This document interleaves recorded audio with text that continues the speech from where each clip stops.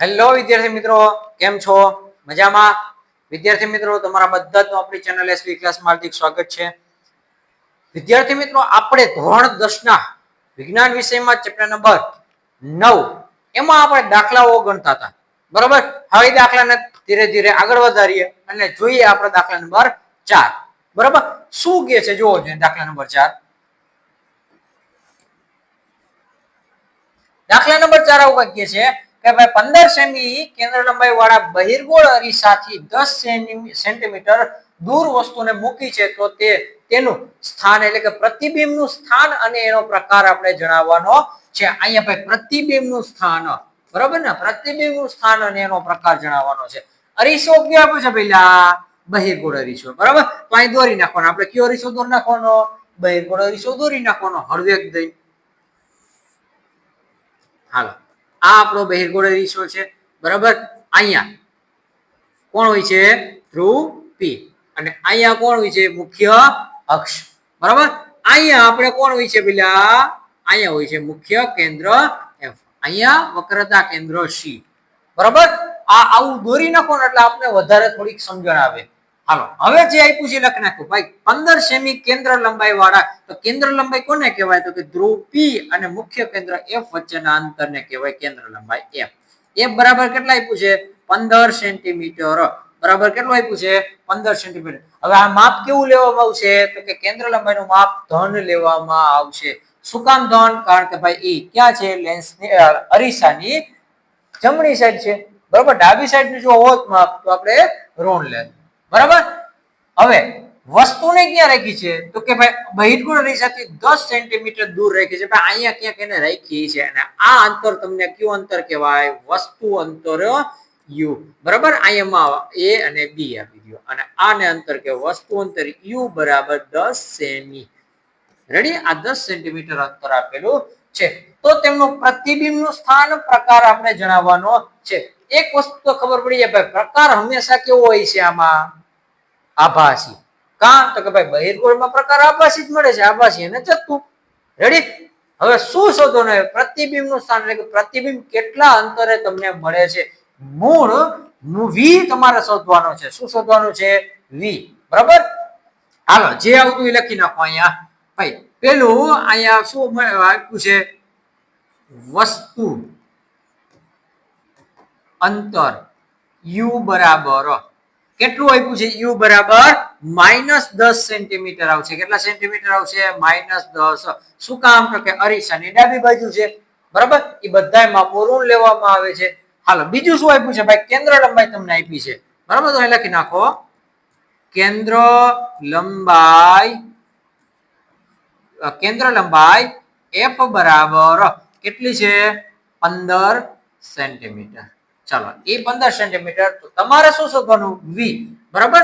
એટલે કે પ્રતિબિંબ અંતર વી તમારે શોધવાનું છે. રેડી? મૂકો હાલો જે વસ્તુ આપી છે. અરીસાનું સૂત્ર બરાબર 1/v પ્લસ 1/u બરાબર 1/f. બરાબર? આ અરીસાનું સૂત્ર આપ્યું છે. અરીસાનું સૂત્ર. હાલો, v શોધવાનો છે.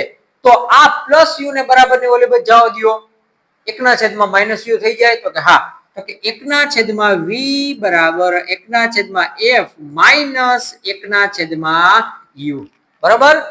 રેડી? હાલો, 1/v એમ નામ 1/f કેટલો આપ્યો છે પેલા? f આપ્યો છે 15. આ માઇનસ ના માઇનસ એમ નામ. બીજું 1/u કેટલો આપ્યો છે? તો કે -10 આપ્યો છે. એટલે કે -1/10 આપ્યો છે.